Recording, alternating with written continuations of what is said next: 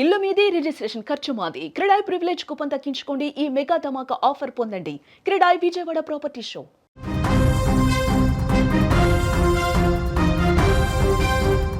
అర్ధరాత్రి వేళ గాఢ నిద్రలో ఉన్నారు. గమ్యం చేరాల్సిన ప్రయాణంలో మృత్యు సెగలు. క్షణాల్లో వ్యాపించిన మంటలు, బోగీల్ని చుట్టుముట్టిన దట్టమైన పొగతో ప్రయాణికుల ఆహాకారాలు.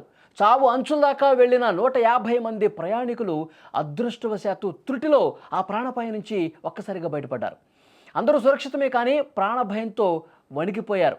టాటానగర్ ఎర్నాకుళం ఎక్స్ప్రెస్లో గత అర్ధరాత్రి వేళ భారీ అగ్ని ప్రమాదం జరిగింది. అనకాపల్లి జిల్లాలో యలమంచిల సమీపంలో రైలు ప్రయాణిస్తుండగా అకస్మాత్తుగా మంటలు వచ్చాయి. సుమారు అర్ధరాత్రి 1:30 సమయం అవుతుంది.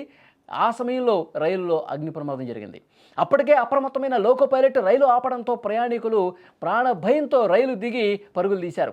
కాసేపటికే 2 ఏసీ బోగీలు పూర్తిగా దగ్ధమైపోయాయి. ఈ ప్రమాదంలో ఒకరు ప్రాణాలు కోల్పోయారు. ప్రమాద సమయంలో B1 కోచ్లో 76 మంది ఉన్నారు. M2 కోచ్లో 82 మంది ప్రయాణికులు ఉన్నట్టుగా అధికారిక సమాచారం ఉంది. సమాచారం అందిన వెంటనే ఫైర్ సిబ్బంది అక్కడికి చేరుకున్నారు. మంటలు ఆర్పే ప్రయత్నం చేశారు. చాలా తీవ్రంగా శ్రమించి ఆ మంటలన్నింటినీ కూడా అదుపులోకి తీసుకొచ్చారు. లేకుంటే మంటలు ఇతర బోగీలకు వ్యాపించి ఉంటే ప్రాణ నష్టం ఇంకా ఎక్కువ జరిగి ఉండేదని ప్రత్యక్ష సాక్షులు కూడా చెప్తా ఉన్నారు. రైల్వే సిబ్బంది అప్రమత్తతతో పెను ముప్పు తప్పింది. ప్రమాద దృశ్యాలు చాలా భయంకరంగా ఉన్నాయి. ఒకసారి మీరు స్క్రీన్ మీద చూస్తున్నారు. రెస్క్యూ జరుగుతోంది అంటే వెంటనే అక్కడికి చేరుకున్నటువంటి అగ్నిమాపక సిబ్బంది మంటలు ఆర్పే ప్రయత్నం చేస్తున్నారు. ఏసీ బోగీలు 2 కూడా మంటల్లో పూర్తిగా దహనం అయిపోయినటువంటి పరిస్థితి ఉంది. అగ్నికి ఆహుతైపోయాయి. సడన్గా దీన్ని గమనించినటువంటి లోకో పైలట్ వెంటనే బండిని ఆపేసి అప్రమత్తం చేయడంతో వాళ్ళందరూ కూడా ఉటావుటిన ప్రాణాలు అరచేతిలో పెట్టుకుని దిగేశారు. వాళ్ళు ఇట్లా దిగారో లేదో మొత్తం కూడా ఏ విధంగా కాలిపోతున్నాయో చూస్తున్నాం. దురదృష్టం కొద్దీ ఒక ప్రయాణికుడు, ఒక వృద్ధుడు అందులోనే మంటల్లో కాలిపోయి చనిపోయినట్టుగా సమాచారం అయితే ఉంది. సో ఈ విజయవాడకు చెందినటువంటి చంద్రశేఖర్గా తెలుస్తోంది. సో అతని కుటుంబానికి కూడా సమాచారం అధికారులు అందించారు. ఏ విధంగా ఆ ఏసీ బోగీలు కాలిపోతున్నాయో స్క్రీన్ మీద చూస్తున్నారు. M2 అలాగే B1 ఈ 2 బోగీల్లో దాదాపు 170 వరకు ప్రయాణికులు ఉన్నారు. వాళ్ళు ఉటావుటిన సమాచారం తెలిసిన వెంటనే వాళ్ళకి అర్థమైపోయింది ఏదో ప్రమాదం జరుగుతుంది, మంటలు అంటుకుంటున్నాయని చెప్పి ఇన్ఫర్మేషన్ వచ్చేసింది. ఉటావుటిన వాళ్ళ లగేజ్ కూడా అందులోనే ఉంది. తమ ప్రాణాలు దక్కించుకోవడం కోసం పరుగున అందరూ కూడా భయంతో ప్లాట్ఫామ్ మీదకి పరుగులు తీశారు. ఆ తర్వాత మంటలు ఇంకా ఎక్కువైపోయి బోగీలు మొత్తం కూడా కాలిపోయినటువంటి పరిస్థితి ఉంది.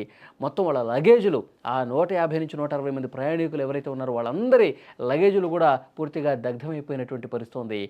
చాలా తీవ్రంగా శ్రమించి 2 గంటల పాటు అగ్నిమాపక సిబ్బంది ఆ మంటలన్నీ కూడా ఆర్పేసినటువంటి పరిస్థితి ఉంది. ఆ తర్వాత ఆర్టీసీ బస్సులు తీసుకొచ్చి ఆ బోగీలో ఉన్నటువంటి ప్రయాణికులందరినీ కూడా బస్సుల్లో ఎక్కించి సామర్లకోట స్టేషన్కి తీసుకెళ్ళి అక్కడి నుంచి తమ గమ్యస్థానాలకు వెళ్లే విధంగా ఏర్పాట్లు కూడా చేసినటువంటి పరిస్థితి ఉంది. కానీ ప్రయాణికులు అయితే హడలెత్తిపోయారు. అసలు ఇంటికి చేరుకోగలమా లేదన్నా చెప్పి మేమంతా కూడా చాలా భయపడిపోయాం. కానీ ఆ అదృష్టం ఉండి మేము మా ప్రాణాలను కాపాడుకున్నామని చెప్పి వాళ్ళందరూ చెప్పినటువంటి పరిస్థితి. ఆ సమయంలో అర్ధరాత్రి 1:30 సమయంలో జరిగినటువంటి ఈ ప్రమాదం నిజంగా అదృష్టం ఉంది కాబట్టి వాళ్ళందరూ కూడా బతికి బయటపడ్డారని చెప్పి కూడా ఆ ప్రయాణికులే చెప్తున్నటువంటి పరిస్థితి. కానీ స్క్రీన్ మీద మీరు దృశ్యాలు చూడొచ్చు.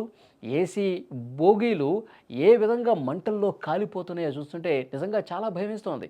గతంలో కూడా చాలా సందర్భాల్లో రైలు ప్రమాదాలు జరిగినాయి. అవి తలుచుకుంటేనే చాలామంది భయపడిపోయినటువంటి పరిస్థితి. కాబట్టి అదృష్టం ఉంది కాబట్టి వెంటనే లోకో పైలట్లు అప్రమత్తమయ్యారు కాబట్టి ఆ సమాచారం ప్రయాణికులకు చేరవేశారు కాబట్టి హుటాహుటిన వాళ్ళ లగేజ్ను కూడా వదిలేసి బయటికి ప్లాట్ఫామ్ మీదకి వచ్చేశారు. వెంటనే అగ్నిమాపక సిబ్బంది కూడా వచ్చి మంటలార్పే ప్రయత్నం చేశారు. కానీ ఒకటే ఒక బాధాకరమైన విషయం ఏంటంటే ఒక వృద్ధుడు, మరి అతను సమయానికి వృద్ధుడు కాబట్టి సరైనటువంటి వాడు వేగంగా ఆయన స్పందించగలలేదా, వేగంగా ఆయన తన ప్రాణాలు రక్షించుకునే విధంగా బయటికి పరుగు పెట్టలేకపోయాడో ఏమైందో తెలియదు. కానీ ఆ చంద్రశేఖర్ అనే 70 సంవత్సరాల వృద్ధుడు, విజయవాడకు సంబంధించిన ఆ వృద్ధుడు ఆ మంటల్లోనే కాలిపోయినట్టుగా అధికారులు కూడా చెప్పినటువంటి పరిస్థితి. చాలా బాధాకరమైన విషయం. ఆ కుటుంబ సభ్యులకు ఇన్ఫర్మేషన్ అందించారు. తర్వాత ఆ బోగీలన్నింటినీ కూడా చాలా తీవ్రంగా శ్రమించి మంటలైతే అదుపులోకి తీసుకొచ్చిన పరిస్థితి. ప్రయాణికులు హాహాకారాలు ఆ సమయంలో చాలా భీతవహంగమైనటువంటి పరిస్థితి. అందరూ కూడా కేకలు పెట్టుకుంటూ అరుచుకుంటూ తమ లగేజీల్ని వదిలేసి వాళ్ళు బయటకు పరుగులు తీశారు, తమ ప్రాణాలు దక్కించుకున్నారు. M2 ఆర్ B1 మనం ఫిగర్ అవుట్ చేసాము.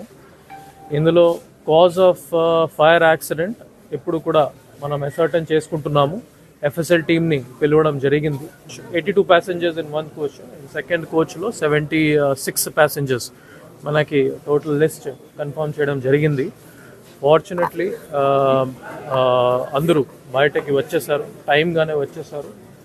And they are sent back in a separate train to అర్నాకులమ్మ.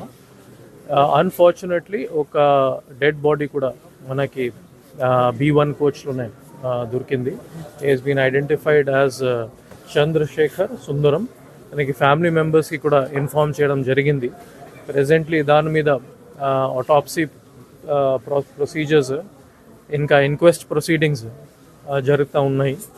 So అందరూ సేఫ్గానే ఉన్నారు కాబట్టి ఎటువంటి వాళ్ళకి ఫ్యామిలీ మెంబర్స్కి మాట్లాడడానికి అవకాశం ఉంటే వాళ్ళు డైరెక్ట్లీ ఫ్యామిలీ మెంబర్స్తో మాట్లాడవచ్చు. లేకపోతే రైల్వే హెల్ప్ లైన్ నెంబర్ 139కి వాళ్ళు కాల్ చేసి అది వెరిఫై కూడా చేసుకోవచ్చు. Any kind of assistance required from government are from police side మనం రెడీగానే ప్రొవైడ్ చేసుకుంటాం.